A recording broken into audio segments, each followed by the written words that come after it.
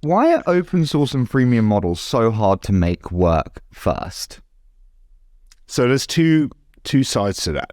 On the one hand, freemium is always going to be hard because you have to decide about what to put in free and what to put in premium. Like, how do you attract the most users and at the same time have enough in premium to actually convert them into paying customers? And the add-on thing that's hard there when you're in open source is that when people think that you've got a good product but too much of it's premium, is that they might just fork your premium product. And so you have to be extremely good at what you do, and you also have to build like a sort of trust relationship with the customer. So you have and the user, they need to trust you to be better than the other options that are out there.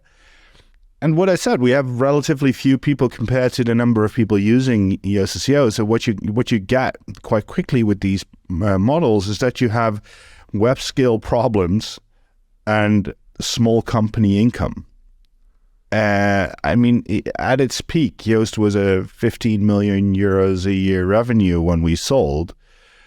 That's not a whole lot of money compared to the 11 million sites that we were running on at that time. I mean, that is, so you're solving problems for a whole lot of sites with relatively little people. At the same time, the open source community controls a large part of the web. Like a very, very large part. I think people still underestimate what Matt has done with WordPress and how, I mean, more than 40% of websites on the web are WordPress sites. And companies like Shopify, and I heard your podcast with Toby, which was awesome. But Shopify has like 2-3% of the market, if that. So WordPress is way, way bigger, and people underestimate that, and it's underinvested in, I think. What would you do differently if you were Matt? I wouldn't work so hard. No, I don't think that's fair. I think I have a tremendous respect for what Matt has done with Automatic. I think, so for me, WordPress, the project, is super important to me as a person, which I think Matt has as well. Like he'd be happy doing that until he dies. And for me, it's also like, whatever I'll do, I'll be in the WordPress community. And I think that is something that he's built that is so much more powerful than all the other things. It's that community and those people. We often say, come for the software, stay for the people. And I think that's very true. You mentioned there the challenge of putting enough greatness in the free that they convert to the premium and then they're happy with it. When you have founders come to you with this problem, I don't know what to do. I don't know how much to put in, how much secret sauce. What do you actually advise them? Because I'm sure you see so many. We do see a lot, and it really differs. There is no one size fits all solution. I will say that putting too much in free early on is dangerous because you can't really take it back. And that, I think that's where open source slightly differs from SaaS, because in SaaS you can just take it back. And in open source, as soon as you put it out there, it's out there, and someone is going to fork it if you take it out. And that's going to be hard. When you look at freemium and open source today that have worked, the best in class, what are the commonalities in those that have worked well that you think are core to their success?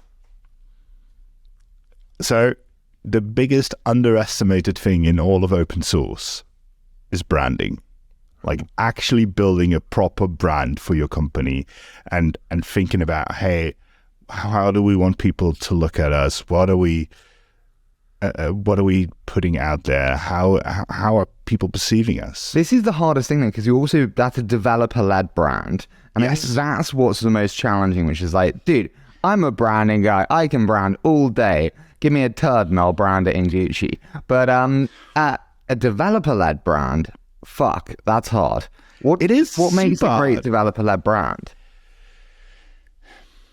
So I think what makes a great developer-led brand is why Marika is the secret sauce of our company in many ways, is because it's not just developer-led. If I were to just do that, if I'd been the only one building Yoast SEO, then we would have only optimized for SEOs and for developers who want very specific niche features all the time to do very specific things. And honestly, nobody cares. So I think it was Brian who mentioned in one of your podcasts at some point that companies tend to optimize for the power user. Yeah. And I think that's the thing that you don't have to do. That's like the exact opposite of what you should be doing. And it's very hard to do that well. So if you're just a developer leading a company like that, then it's really very important that you get someone on board who's not a power user, who can help you like, hey, I'm a normal user of this product. When you think about don't optimize for power user, I'm fascinated there because quite often they're the ones most likely to churn. They're not the real lovers.